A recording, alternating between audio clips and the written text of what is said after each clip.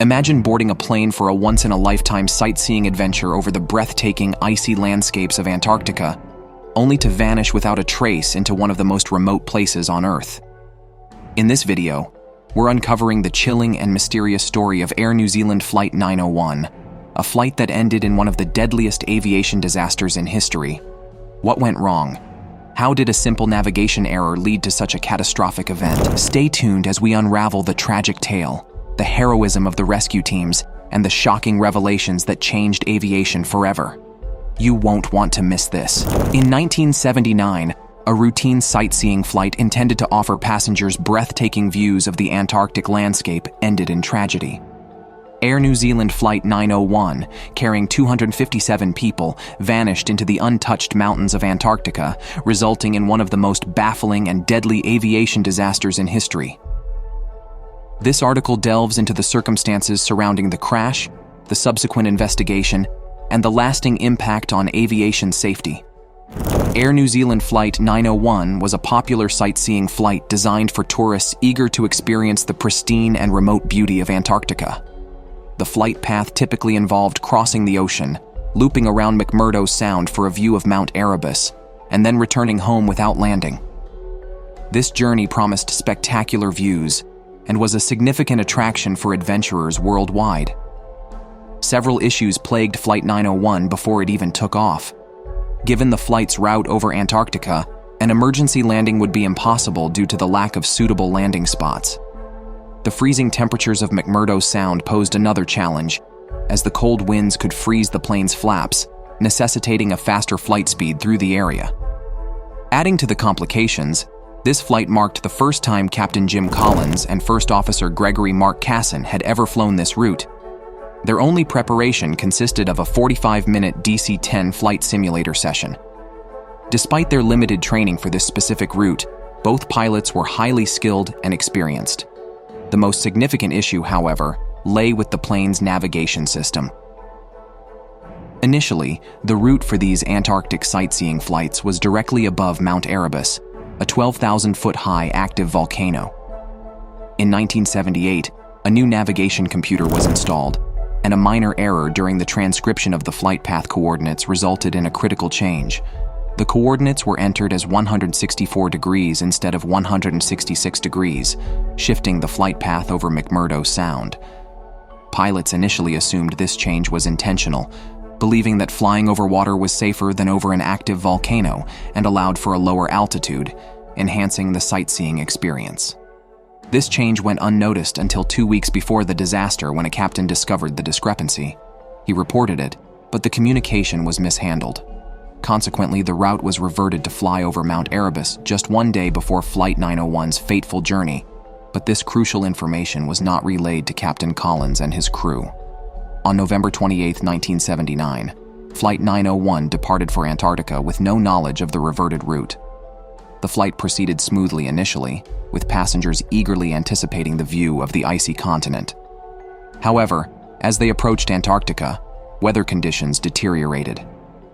The forecast had predicted light winds and snowfall with an overcast layer of clouds at around 3,500 feet, but the reality was far worse. As the plane neared McMurdo, air traffic control reported low overcast clouds at around 2,000 feet with snow, suggesting visibility below 2,000 feet was still acceptable for sightseeing. Despite these assurances, the pilots expressed concerns. Air traffic control offered to guide the plane to a lower altitude for better visibility, and the crew agreed, descending from 18,000 feet. As they descended, the crew encountered thick clouds and snow, obscuring their vision. To allow passengers a better view, Captain Collins decided to descend below the minimum safe altitude of 6,000 feet, a common practice among sightseeing flights for better visibility. Unfortunately, this decision placed them in a dangerous position. Unbeknownst to the crew, they were descending into a sector whiteout, a phenomenon where the snow-covered ground and overcast sky blend, erasing visual cues and making it nearly impossible to distinguish landscape features. This, combined with intermittent loss of communication with McMurdo air traffic control, left the crew disoriented. Believing they were over McMurdo Sound, the crew continued their descent. At 1,500 feet, the ground proximity warning system alerted them that they were dangerously close to the ground. With only 6 seconds to react, it was too late to pull up. At 12:50 p.m., Flight 901 crashed into the side of Mount Erebus at 150 mph, killing all 257 people on board. Following the crash, McMurdo Station continued to attempt contact with the flight, unaware of the tragedy.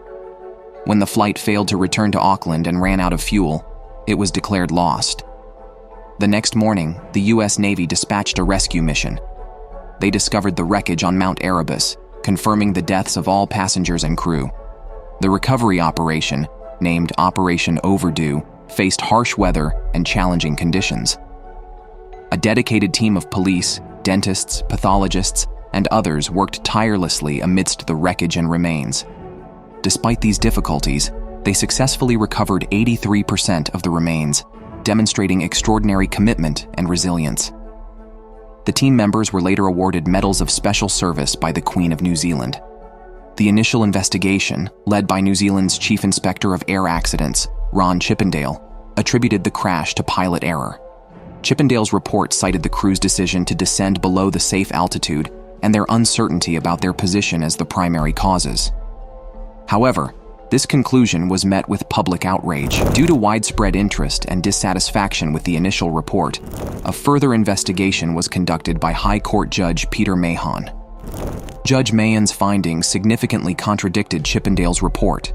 He argued that the primary cause of the crash was the navigational error made by airline officials and the lack of communication to the flight crew about the route change.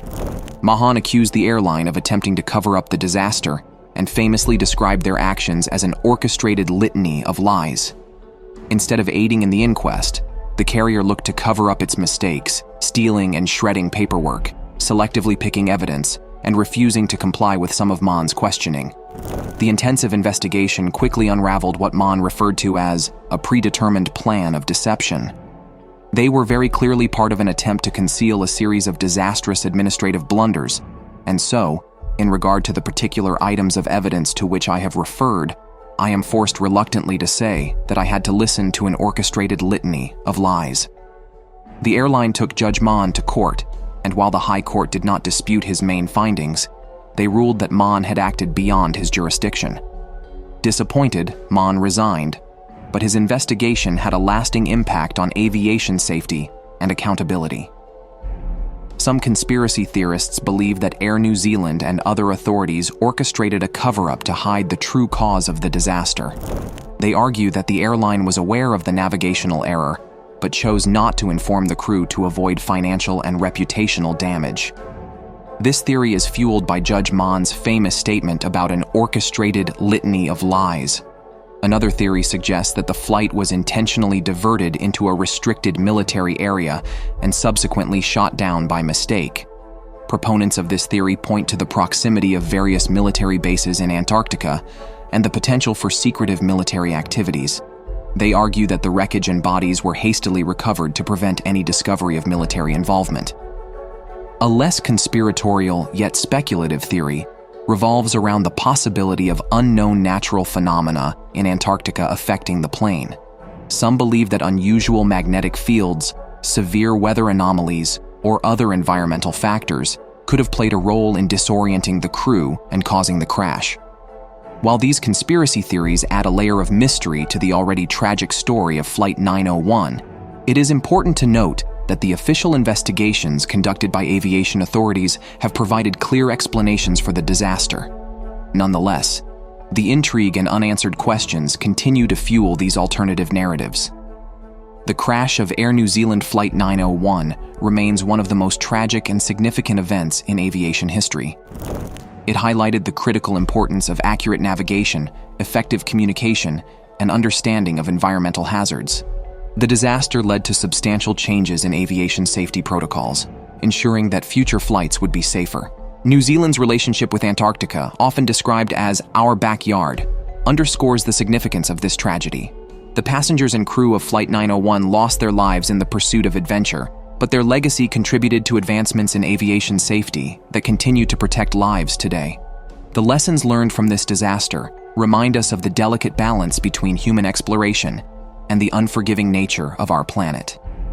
The story of Air New Zealand Flight 901 is a somber reminder of the complexities and dangers of aviation, especially in extreme environments like Antarctica. The tragedy underscores the importance of meticulous planning, precise navigation, and clear communication. While the disaster brought about significant changes in aviation safety, it also serves as a poignant reminder of the lives lost and the enduring impact on the families and communities affected. Catherine was 15 when her father, pilot Jim Collins, died in the crash. She spoke about, "They long waited for an apology from the airline and the government, and the emotional significance of the Erebus Memorial." For Catherine, the memorial offers a place to remember and honor all those who died, bringing some measure of closure after decades of grief and controversy. The government did not issue an apology until 2019, when then Prime Minister Jacinda Ardern used the 40th anniversary of the crash to address the victims' families. In a statement shared by The Guardian, Ardern noted the extended grieving process triggered by the extensive infighting and mishandling of the investigation, adding, "After 40 years, on behalf of today's government, the time has come to apologize for the actions of an airline then in full state ownership, which ultimately caused the loss of the aircraft and the loss of those you loved. This apology is wholehearted and wide-reaching. We will never know your grief, but I know the time has come to say I am sorry." Thank you for joining us on this deep dive into the tragic story of Air New Zealand Flight 901. This disaster not only shook the world, but also paved the way for critical changes in aviation safety, ensuring that such a tragedy would never happen again. The courageous efforts of the recovery teams, the relentless pursuit of truth by investigators, and the memories of those who lost their lives continue to resonate with us today. If you found this video insightful, don't forget to like, comment, and subscribe for more gripping stories from aviation history and beyond. Hit that notification bell so you never miss an update. And remember, every flight we take today is safer because of the lessons learned from the past. Until next time, fly safe and stay curious.